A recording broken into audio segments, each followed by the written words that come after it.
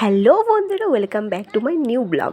ব্লগের শুরুতেই তোমরা আশা করি দেখে লাইছো যে কী নিয়ে ব্লগটা হইব। তো ভিডিওটা তোমরা স্কিপ না করে দেখতে থাকো। তো আজকে আসলে আমার বাবার জন্মদিন, তো সেই উপলক্ষে বৌদি আর আমি আর মিষ্টি আয় পড়ছি বাজারে কেক নেবার লেগে, মানে একটা সারপ্রাইজ প্ল্যান। দোকানে গেছি, তারপর গিয়ে আসলে দেখি কোনো কেকই নাই, সব কেক শেষ হয়ে গেছে। তো তাই না আবার নতুন করে বলছি বানা দিত, আমার লাগবো ইমার্জেন্সি, তো তাই না বানাইও দিছে। তো ওইখান থেকে বাইরে এসে ভাই আর বৌদি গেছে মিষ্টি কিনবার লেগে। তো মিষ্টি কিনে কেকটি খাইনে আমরা বাড়িতে আই পড়ছি। আয়েসের এখানে বৌদি নিজের হাতে পায়েস করতেছিল বাবার লেগা, আর এখানে আমি এখানে দুই জাতের মাংস আনছিল, একটু হয়েছে শুয়োরের মাংস আর একটু হয়েছে পোলট্রির মাংস। যদিও অনেকেই শুয়োরের মাংসটা নিয়ে এসে নেগলেন্সি করবো, তো যাই হোক এটা আমার বাড়িতে খায় সবাই। পোলট্রির মাংসটা বৌদি বসাইছে আর আমি বসাইছি শুয়োরের মাংসটা। তো এদিকে রান্না হইতেছে আর এদিকে আই পড়ছি কেকটা ফ্রিজে রাখার লেগে। তো কেকটা দেখো তোমরা, কেকটা কীরকম লাগছে অবশ্যই আমার কমেন্ট করে জানাইবা। খুব তাড়াহুড়া করে সে ইমার্জেন্সির মধ্যে বানানি হয়েছে, আমরা কোনো কেকই পাইছি না। তো এবার টাইম হয়ে গেছে কেক কাটিংয়ের। তো বাবুরে আর মিষ্টিরে বসাই দিছি কেক কাটার লেগা। তো এবার চলো। To you, happy birthday to you বাবু, happy birthday to you. Quality বাবু খাই দাও তাই রে।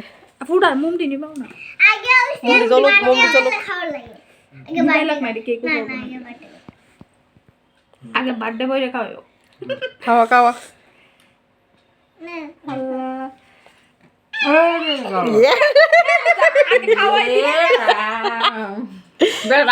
তো কেক কাটার পালা কমপ্লিট হয়েছে। এবার মিষ্টি নিজের হাতে দাদু ভাইরে পায়েস খাওয়াই দিছে।